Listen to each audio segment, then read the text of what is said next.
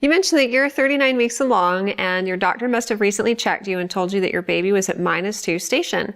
And when a trained healthcare provider checks your cervix, there's a few different things they look for. They look for dilation of the cervix, effacement, which is the thick or thin of it, because it actually thins out as the body preps for labor.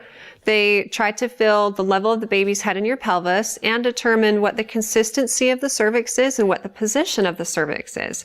And all of this information is really helpful. So you had a specific question about your exam. The doctor said that you were -2 station and you're wondering if the baby's head being low in the pelvis is going to affect your ability to know if your water broke or not. And this is a good question. Reason would make you think that if the baby's head is plugging everything up that you wouldn't see any water if your water broke.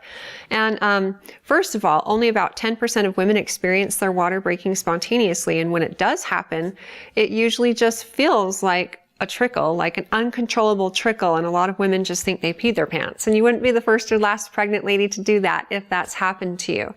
But if there's any suspicious trickles, then you should go to the bathroom and empty your bladder, and then put on a pad or a pantyliner and see if it continues to leak. And if it does, you need to go get checked out, whether you're contracting or not, no matter how far along you are. Because if your water's broken, then intervention is necessary. The reason why it usually just comes in small trickles is because the baby's head is acting like a good cork and preventing a lot of fluid from coming out at once. And this is actually a good thing because it can help to prevent an obstetrical emergency called prolapsed cord. There's a possibility for the umbilical cord to slip out underneath the head if it's not acting like a good cork.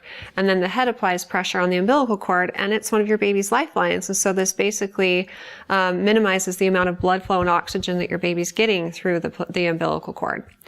So again, a good thing for the baby's head to be acting like a good cork. If you have more specific questions about it, don't hesitate to talk with your OB because they'll be able to give you tailored information and advice. And if we don't get a chance to chat before you deliver, congratulations ahead of time. And if you have more questions in the future for me, feel free to ask them on our Facebook page at facebook.com/Intermountain Moms and recommend us to your friends and family too.